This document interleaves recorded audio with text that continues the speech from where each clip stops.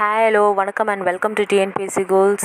Hitech லேபோட administrative cum இன்ஸ்ட்ரக்டர்ஸ்க்கு ஒரு முக்கியமான அறிவிப்பு தான் இப்போது.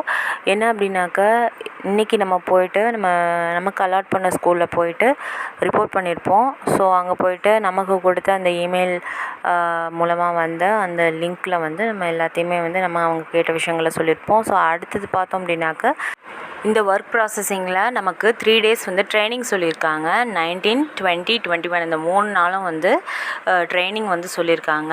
ஸோ இதுக்கான வென்யூ அப்படிங்கிறது அந்த டிஸ்ட்ரிக்ட்டுக்கு மையமான ஒரு ஏரியாவை தான் செலக்ட் பண்ண போகிறாங்க. ஸோ அந்த பிளேசஸை அவங்க செலக்ட் பண்ணிக்கிட்டு நமக்கு அந்த இன்ஸ்ட்ரக்ஷன்ஸ் எல்லாமே நம்ம ரிப்போர்ட் பண்ணியிருக்க நமக்கு அலாட் பண்ணியிருக்க அந்த ஸ்கூலோட ஹெச்எம் மூலமாக நமக்கு தெரிய வரும். ஸோ நமக்கு அவங்க சொன்ன உடனே நம்ம அந்த ட்ரைனிங்கை அந்த பிளேஸுக்கு போயிட்டு அட்டன் பண்ணணும். ஸோ அந்த ட்ரைனிங்கில் தான் நம்மளுடைய ஒர்க் பற்றின டிஸ்கிரிப்ஷன் எல்லாமே கொடுக்க போகிறாங்க.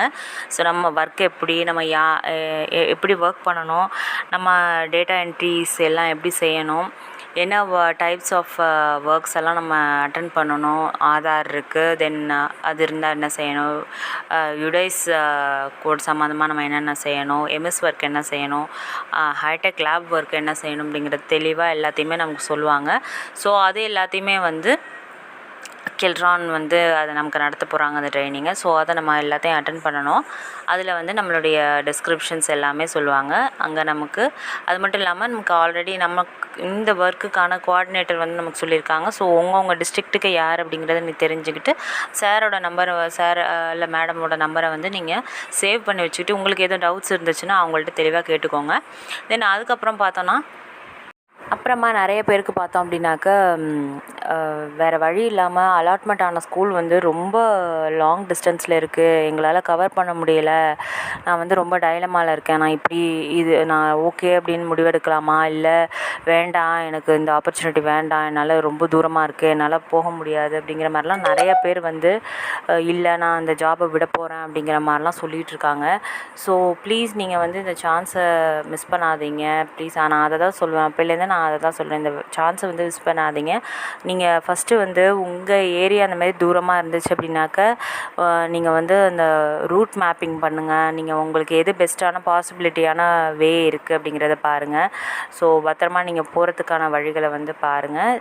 இன்கேஸ் அப்படியும் இல்லை அப்படின்னாக்கா உங்கள் கோஆர்டினேட்டர்கிட்ட நீங்கள் சொல்லுங்கள், இல்லை இங்கே யாரும் இல்லை, ரிப்போர்ட் பண்ணாமல் வேக்கன்சி எதுவும் இருக்குது, இல்லை நான் போயிடுறேன் அப்படின்ற மாதிரிலாம் யாரும் சொல்லியிருந்தாங்க அப்படின்னாக்கா அந்த பிளேஸ் வேக்கன்ட் இருக்கிறதுக்கான வாய்ப்பு இருக்குது. ஸோ அதை நீங்கள் உங்களுடைய கோஆர்டினேட்டர்கிட்ட கேட்டு பாருங்கள், அந்த பிளேசஸுக்கான மாறுறதுக்கு வாய்ப்பு இருக்கா என்ன அப்படின்ட்டு.